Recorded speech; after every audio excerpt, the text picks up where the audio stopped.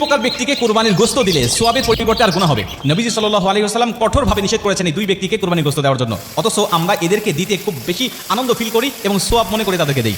হযরত আলী রাদিয়াল্লাহু তাআলা আনহু বলেছেন, নবীজি সাল্লাল্লাহু আলাইহি ওয়াসাল্লাম বলেছেন, তোমরা প্রথম নম্বরে কোনো কসাইকে মজুরি হিসাবে গোশত দিবে না।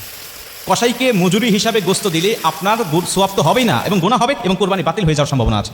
কেন? কারণ আপনি কসাইকে নিযুক্ত করেছেন, আপনি অবশ্যই কসাইকে পারিশ্রমিক দিবেন, তবে গোশত নয়। আপনি যেই পশুটা কুরবানি দিয়েছেন এই পশু থেকে আপনি মজুরি হিসাবে সেই কসাইকে দিবেন, এটা নবীজি সাল্লাল্লাহু আলাইহি ওয়াসাল্লাম কঠোরভাবে নিষেধ করেছেন।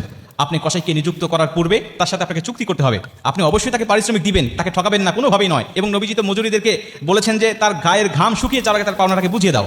অতএব সেই নবী কখনোই তাদেরকে ঠকাবেন না। নবীজি সাল্লাল্লাহু আলাইহি ওয়াসাল্লাম বলছেন অবশ্যই তাদেরকে মজুরি দিতে হবে, পারিশ্রমিক দিতে হবে, কিন্তু এই কুরবানির পশু থেকে নয়, দিতে হবে তোমার ইনকামের মধ্য থেকে, তোমার সম্পদের মধ্য থেকে।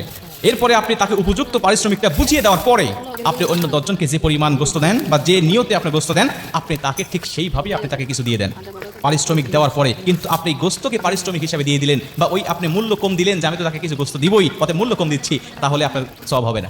2 নম্বরে, যে ইমামকে দিয়ে বা যেই মানুষকে দিয়ে আপনি কোরবানির পশুটাকে আপনি জবাই করে নিয়েছেন, এই ইমামকে আপনি পারিশ্রমিক হিসাবে, সে জবাই করে দিয়েছে আমি তাকে গোশত দিয়ে দিলাম না, এটা আপনি দিতে পারবেন না। আপনি সে জবাই করেছে অবশ্যই তাকে পারিশ্রমিক দিবেন, অবশ্যই তাকে মূল্য দিবেন, হাদিয়া দিবেন, তবে কোরবানি গোশত থেকে নয়, আপনি তাকে আলাদা মূল্য দিয়ে দিবেন। কিন্তু আমাদের সমাজে আমরা দেখতে পাই সে সারাদিন কাটাকাটি করেছে বা সে আমার গরুটা জবাই করে দিয়েছে, তাকে মাথাটা দিয়ে দিলাম, তাকে পাটা দিয়ে দিলাম, তাকে ভুঁড়িটা দিয়ে দিলাম, এই অংশগুলোকে আমরা দিয়ে দিলাম, অথবা আমরা তাকে এখান থেকে 5 কেজি 10 কেজি গোশত তাকে আমি দিয়ে দিলাম। এটা আপনার ইচ্ছা মতো হবে না। আপনি এটা আল্লাহর রাস্তায় কুরবানি দিয়েছেন, এটা আপনার দায়িত্ব নয়, এই গোশত আপনি মালিক নয়, এটা আল্লাহ আপনাকে মেহমানদারি হিসাবে দিয়েছেন। আপনি কেন এটা নিজে পারিশ্রমিক হিসাবে সেখান থেকে অন্য মানুষকে আপনি দিবেন? অবশ্যই আপনাকে মূল্য তাদেরকে দিতে হবে। যদি পারিশ্রমিক হিসাবে 2 জনকে আপনি গোশত দেন, তাহলে আপনার কোরবানি এই গোশত, এখানে সোয়াবে কোনো আশা আপনি করতে পারেন না, এখান থেকে আপনার গুনাহ হওয়ার সম্ভাবনা, গুনাহ হবে এবং